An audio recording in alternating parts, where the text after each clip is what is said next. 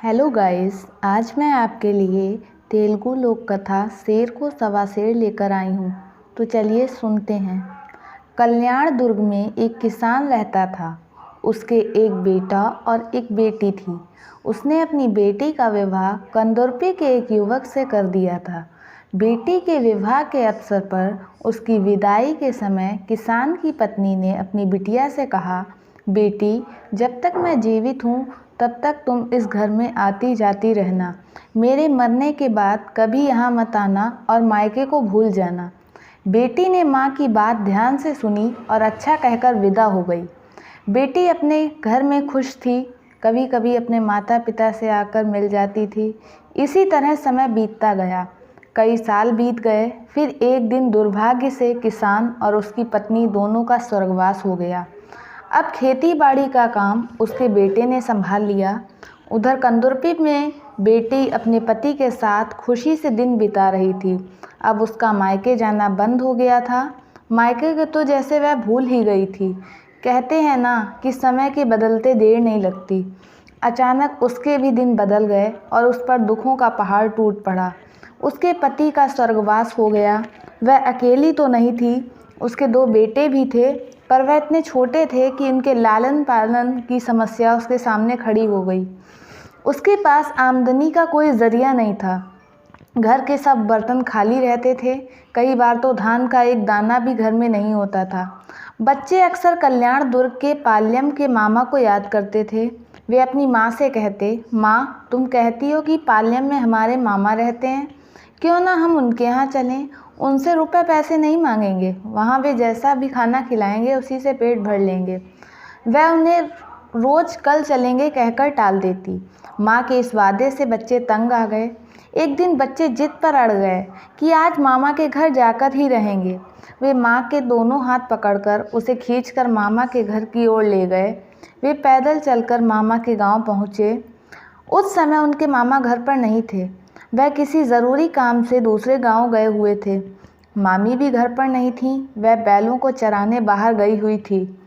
थोड़ी देर में मामी घर आ गईं। बच्चों ने पूछा, मामा जी कहाँ हैं? हमें भूख लग रही है, मामी कुछ खाने को दो ना। माँ ने उन्हें समझाया कि वे मामा के आने की प्रतीक्षा करें। मामी ने बच्चों की दुर्दशा देखी पर उन्हें कुछ खाने को नहीं दिया। बच्चे चिल्लाते रहे, माँ, हमें बहुत भूख लगी है, कुछ तो खाने को दो। कुछ देर के बाद मामी अंदर गईं और चूल्हे के लिए रखे 3 बड़े बड़े पत्थरों को निकालकर दूर छिपा आईं और कहा, मैं क्या करूं, खाना पका भी नहीं सकती। अड़ोस पड़ोस के घरों के चूहे आकर चूल्हे के पत्थर उठाकर ले गए हैं। यह कहकर वह ज़ोर ज़ोर से रोने लगी। बच्चों की माँ यह सब देखती रही। बच्चे भूख से बिलबिला रहे थे। आखिरकार जब उससे यह सब देखा नहीं गया तो वह बच्चों को लेकर वापस अपने गांव के लिए चल पड़ी। उसके जाने के थोड़ी देर बाद उसका भाई घर आ गया। उसके आते ही अड़ोस पड़ोस के लोगों ने सारी बातें उसे सुनाईं। उन्होंने उसे बताया, बहन और उसके बच्चे आए थे। भूख से बच्चे तड़प कर विलख रहे थे। तुम्हारी पत्नी ने उन्हें खाना पकाकर नहीं खिलाया। वह कहने लगी कि चूहे चूल्हे के पत्थरों को उठा ले गए हैं। तुम्हारी बहन और उसके बच्चे रोते हुए वापस चले गए। भाई को ये बातें बुरी लगीं। उसने पूछा कि वे अब तक कितनी दूर गए होंगे। लोगों ने बताया कि वे अब तक गांव के तालाब तक पहुंच गए होंगे। वह दौड़कर बहन की खोज में चल पड़ा।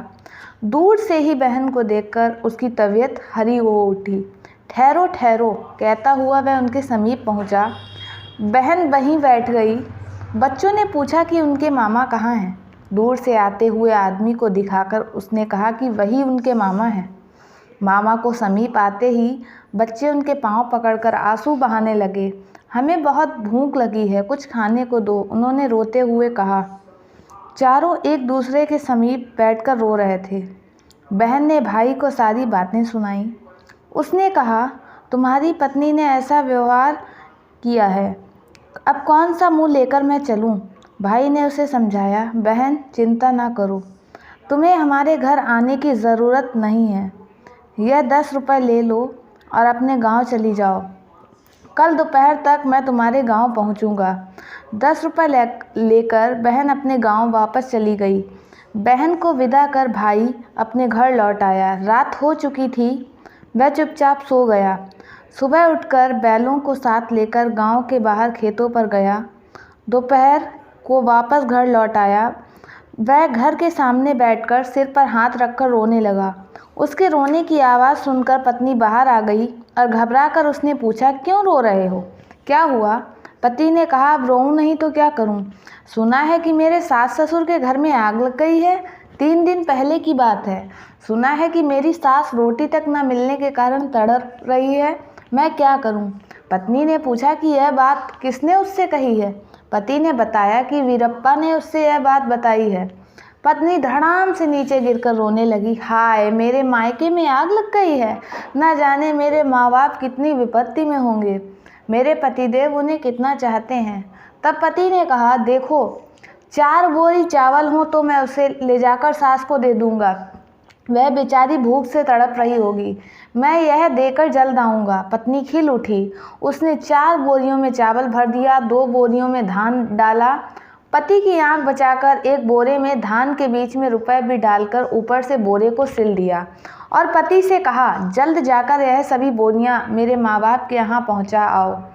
पति ने पूछा कि इनमें क्या क्या डाला है, तो पत्नी ने उसे बताया कि इनमें कुल्थी है। सब सामान गाड़ी पर लाद कर वह घर से निकल पड़ा। पर वह सास के गांव जाने की बजाय बहन के घर जा पहुंचा। वे लोग वहां टूटी फूटी झोपड़ी में रहते थे। भाई से चावल पैसे आदि पाकर बहन फूली नहीं समाई। थैली में हजारों रुपए देखकर तो वह उछल पड़ी। थैली को बच्चों की ओर बढ़ाते हुए भाई ने कहा, बच्चों, इससे इस झोपड़ी को हटाकर इसकी जगह एक अच्छा सुंदर भवन बना लो। बच्चों की प्रसन्नता की सीमा नहीं रही। भाई बैलगाड़ी वहीं छोड़कर बहन से विदा लेकर दोपहर तक वापस घर पहुंचा और घर के बाहर बैठकर रोने लगा। उसके रोने की आवाज़ सुनकर पत्नी बाहर आ गई और पूछा, क्यों रो रहे हो? कब आए? मेरी माता कैसी हैं?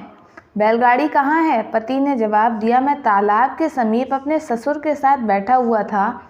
इतने में गिद्ध आकर गाड़ी और बैलों को उठाकर उड़ गए।